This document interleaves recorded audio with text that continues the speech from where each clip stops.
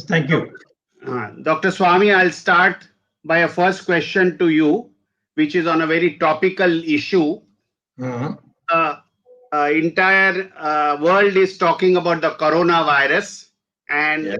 uh, even the US President Donald Trump has been taking a tough, stringent stand on the originator of the virus in China.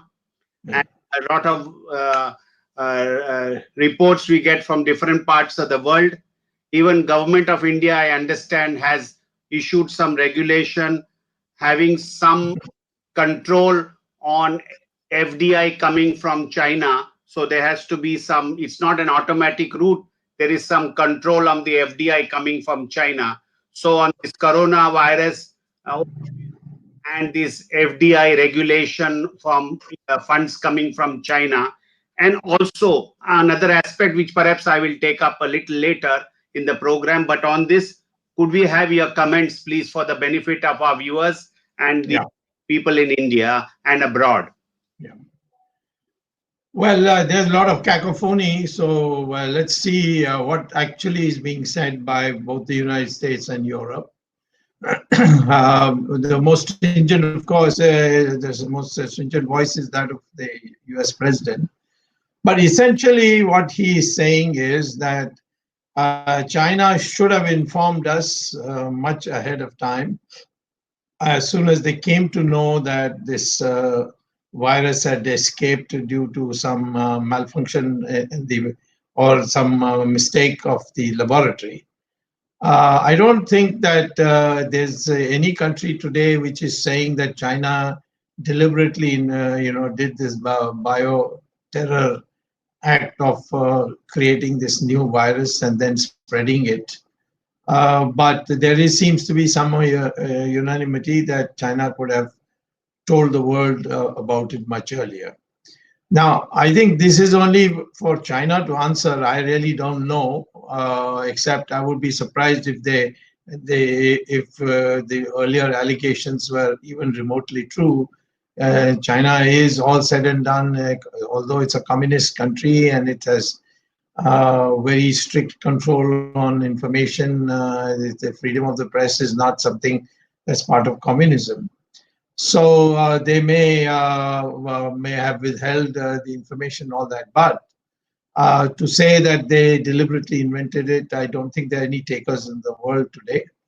I'm not in a position to comment on it because nobody in the world is seriously taking it. There are some usual China haters who want to create problems between India and China. For example, the Pakistanis who induce some of our people to make these ridiculous charges. So that is one. And probably what happened is that, by the way, just to mention, Mr. Ratan Tata, who was the chairman of the TIF, went into a collaborative agreement with the US Defense Department and also the Wuhan University to investigate about the bats in Nagaland, where there are a lot of bats. So this was, as you know, I made it public. It was also published in the Hindu newspaper. And then the government of India has ordered an inquiry because it was done without government permission. The Tata Institute department has also issued a clarification now. They admit to all that, but they say that no samples were given to China. I mean, I don't know what that means. I mean, if all three of you are working together, how is it that the samples were not given or not given? It's not important. The fact is that the Tata Institute of Fundamental Research, without government of India's okay, it's a very, very serious matter. It shows an utter disregard of our national interests that you would, with a country, and that too in Northeast, in Nagaland, would engage in research with the Chinese university without the knowledge of the government of India. Now, having said that, I would say that the Chinese are members of this UN Security Council. and they have, the matter has been addressed to them. They should answer why. I think none of us should guess the answer, because I really don't know. I have not talked to any Chinese, because there's a lockdown. Only the only interaction I have is with you people or anybody who makes a phone or interview with me.